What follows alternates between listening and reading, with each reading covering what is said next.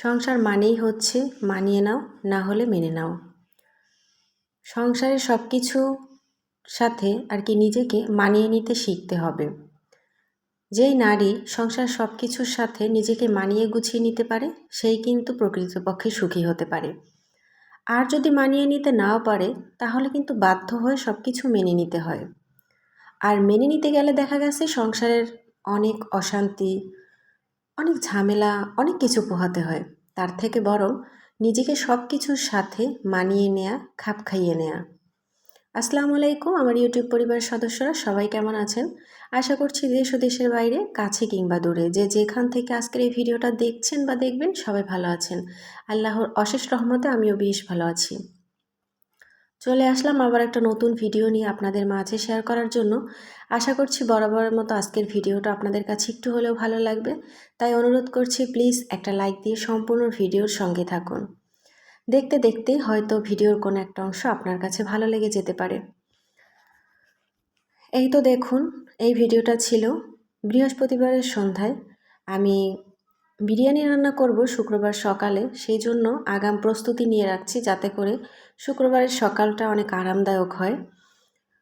তো বিরিয়ানি রান্না করার জন্য আমি আগে থেকেই খাসির মাংস ফ্রিজ থেকে বের করে ভিজিয়ে রেখেছিলাম। তারপর গরম পানি দিয়ে একটু ধুয়ে নিয়েছি হালকাভাবে। এরপর বিরিয়ানির মশলা, মরিচ, হলুদ না দুঃখিত, লবণ, একটু ধনিয়া গুঁড়া, এই সব কিছু মিক্সড করে প্রায় 1 ঘন্টা রেখে দিয়েছিলাম, যাতে করে মশলাটা ভালোভাবে একটু মাংসের মধ্যে ঢুকে যায়। এখন এই তো প্রেসার কুকারে দিয়ে দিয়েছি। 2-1টা সিটি উঠলে আমি বন্ধ করে রেখে দিব। তারপর সকালে ঘুম থেকে উঠে রান্না করব বিরিয়ানিটা। তো এই তো চুলাটা কিন্তু আমি অন করে দিয়েছি। এখন শুধুমাত্র সিটির ওঠার অপেক্ষায়। সংসার মানেই হচ্ছে মানিয়ে নেওয়া, আর না হয় মেনে নেওয়া। আমরা কিন্তু যারা যারা সংসার জীবনে এসে গেছি, তারা কোনো দিনই ভাবতেই পারিনি যে আসলেও একটা সময় শেষে আমরা সব কিছুর সাথে নিজেকে মানিয়ে নিয়ে যেতে শিখে যাব। এই তো দেখুন, রাতে কিন্তু আমি সিটি ওঠার পর কুকারটা বন্ধ করে রেখেছিলাম। তো এখন কিন্তু এই মাংসটা আলগা করে নিচ্ছি। এখন রাইস কুকারে দিয়ে চালটা ভালোভাবে দিয়ে নাড়াচাড়া করে ভেজে নিব। চালটাও আমি আগে থেকে ধুয়ে পানি ঝরিয়ে একটা ঝুড়িতে রেখে দিয়েছি। এখন এই রাইস কুকারটা এই যে তেলটা আছে, এই তেলের সাথে চালটা ভালোভাবে আমি একটু কষিয়ে নিব কিছুক্ষণ। আর সেই জন্য রাইস কুকারে ঢালা। চেয়েছিলাম একবার চুলায় দিতে, তারপর দেইনি। পরে কিছুক্ষণ পর দেখি মাংস থেকে আরও পানি বেরিয়ে এসেছে। এখন আমাকে চুলায় দিতেই হবে। তো কি করলাম, রাইস কুকারের যে একটা পাত্র থাকে, ওই পাত্রটা সহ আমি তুলে নিয়ে এই তো একেবারে এসেই দিয়ে দিলাম চুলাতে। আসলে ওইখানে যতক্ষণে পানিটা একটু টানবে, ততক্ষণ অনেকটা দেরি হয়ে যাবে। এমনিতেই ঘুম থেকে উঠেছি অনেকটা দেরিতে, প্রায় 8টা বাজে। ফ্রেশ হয়ে রান্নাঘরে আসতে আসতেই 8:30 বেজে গেছে। সবাই এখনও ঘুমোচ্ছে যদিও, তবুও একটু তাড়াতাড়ি করার চেষ্টা করছি, যাতে ঘুম থেকে উঠেই সবাই খাবারটা পেয়ে যায়। তো এই তো দেখুন, আমি কিন্তু ভালো করে এটাকে ভেজে নিচ্ছি চালটাকে। মশলাটা একটু লেগে লেগে যাচ্ছে। আসলে হয়েছে কি, আমি একটু দুধ দিয়েছিলাম, সেই দুধটা দেওয়ার কারণেই মশলাটা লেগে লেগে যাচ্ছে। তো এরপর আস্তে আস্তে আমি পানিও অ্যাড করব, দুধও অ্যাড করব। পাশের চুলাতেই কিন্তু আমি গরম পানিও বসিয়ে দিয়েছি। ভালো করে এটা যখন ভাজা হয়ে যাবে, তখন গরম পানি দিয়ে দিব। এরপর কিন্তু আমি আবার রাইস কুকারের মধ্যেই এই পাত্রটা বসিয়ে দিয়েছি। এখন রাইস কুকার অন করে দিব। আর এর মধ্যে কিন্তু আমি একটা জিনিস দিতে ভুলে গিয়েছি।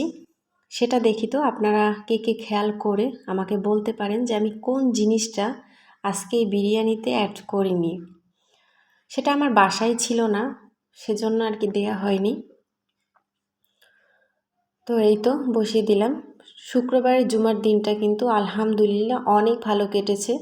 আর আমার কাছে মনে হয় প্রত্যেকটা শুক্রবারই ছুটির দিনই স্পেশালভাবেই থাকে, আর ভালো লাগে অন্যরকম। আসলে ওই দিন সবাই ছুটির দিনে বাসায় থাকে, আর আমি চেষ্টা করি আমার হাজব্যান্ডের পছন্দের রান্নাটা দিয়েই সকালটা শুরু করতে। যদি সময় পাই ভাত রান্না করি, কারণ তার গরম ভাত ভীষণ পছন্দ।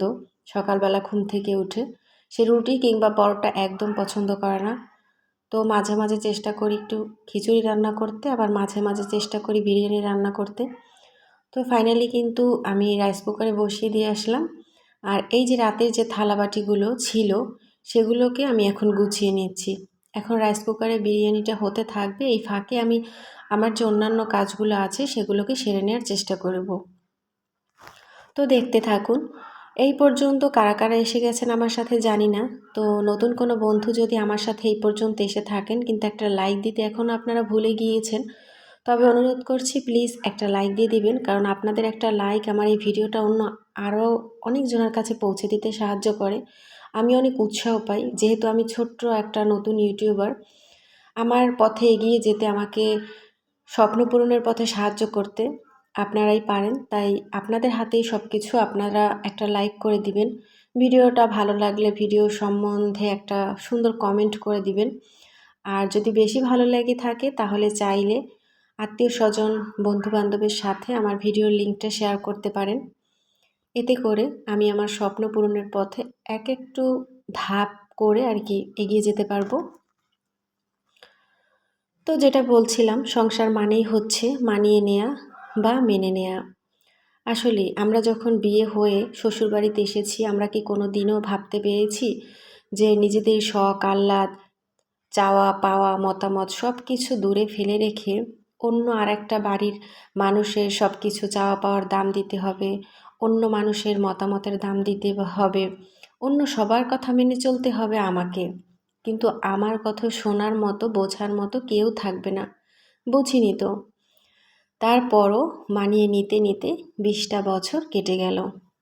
এখন মানিয়ে নিচ্ছি, মেনে নিচ্ছি, অনেক কিছুই করছি। এই ফাঁকে কিন্তু আমি আটা সিদ্ধ করে পরোটা বানিয়ে নিয়েছি, চাও বানিয়ে নিয়েছি। কারণ আমার যে 2 ছেলে আছে তারা ঘুম থেকে উঠে কিন্তু কিছুতেই বিরিয়ানি খাবে না।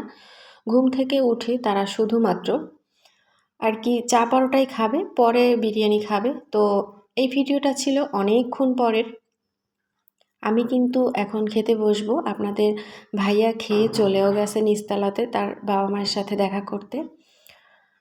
তো এই তো এখন আমি খাওয়ার জন্য সব কিছু রেডি করছি। আর আমি একটু চা দিয়ে পরোটাই খাবো, পরে বিরিয়ানি খাবো। আসলে কোনো জিনিস আগ্রহ নিয়ে রান্না করলেও যে রান্না করে সে কিন্তু সেরকমভাবে খেতে পারে না। খেতে পারে অন্য কেউ যদি তাকে রান্না করে দেয়, যে রান্নাটা সে চোখে দেখেনি, তাহলে কিন্তু খাওয়া যায়, আমার যেটা মনে হয়। তো এই ভিডিওটা ছিল 11টার দিকে। সব কাজ শেষ করে অনেক ক্ষুধা পেয়ে গেছে। সকালে যে রুটি পরোটা খেয়েছিলাম সেগুলো হজম হয়ে গেছে কাজ করতে করতে। তো এই তো নিজের জন্য খাবার বেড়ে নিলাম। সেটাই একটু আপনাদের সাথে ভালোভাবে শেয়ার করছি। আসলে যেহেতু ভিডিও করব, তো সেইভাবেই আর কি একটু শেয়ার করা। নর্মালি তো আর এভাবে বসে সুন্দর একটা প্লেট করে এরকম খাই না। হাতের কাছে বাটি প্লেট যাই পাই না কেন তাতে করেই খেয়ে নিই নিজের খাবারটা। সেটা হোক ছোট কিংবা বড়, নিজের জন্য অত আয়োজন, অত সুন্দরভাবে পরিবেশনা কখনোই করি না। তবে ভিডিও করার জন্য এখন কিন্তু আমি ভালোই সুন্দরভাবে পরিবেশন